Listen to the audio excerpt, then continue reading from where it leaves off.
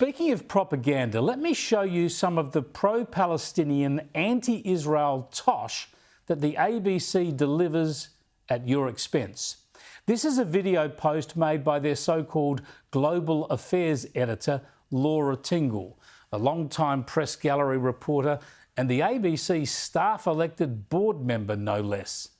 This clip is essentially an attempt to explain, justify and advocate for the Albanese government's decision to recognise the non-existent Palestinian state. Tingle starts by saying the decision is overdue and then explains why she reckons it's happened now. Israel has long held a moral authority with Western countries, and of course Western countries have also known that the United States always backs Israel. But the erratic diplomacy of Donald Trump has changed all of that.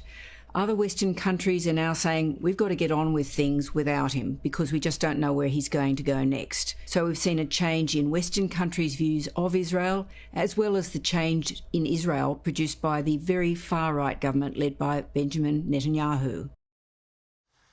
That's right.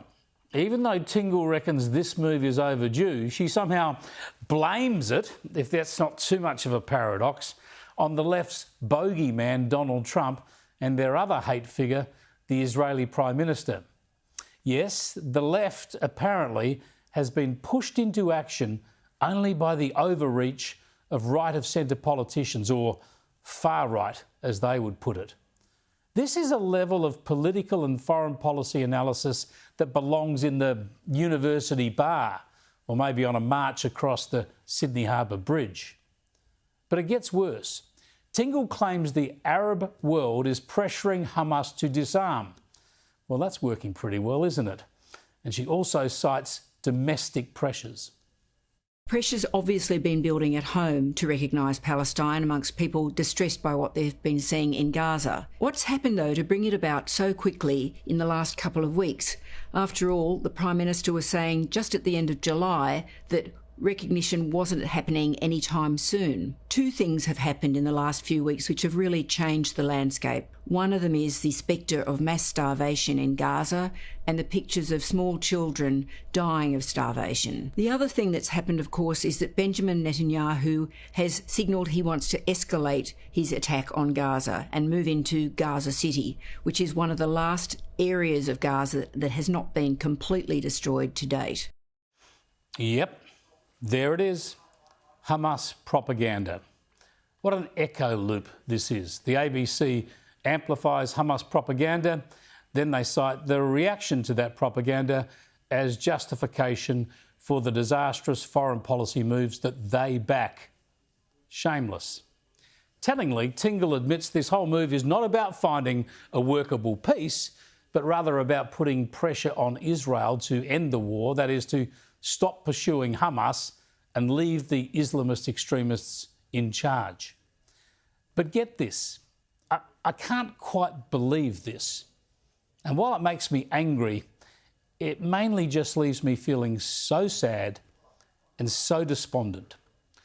While Tingle mentions suffering in Gaza, blames Trump and Netanyahu, talks about some imagined pressure on Hamas, she never once mentions, not a word does she utter about the October the 7th atrocities that triggered this, that deliberately triggered this war.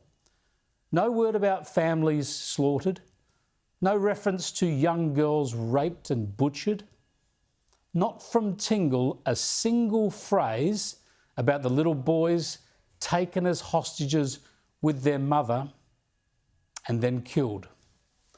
And not a word about the hostages.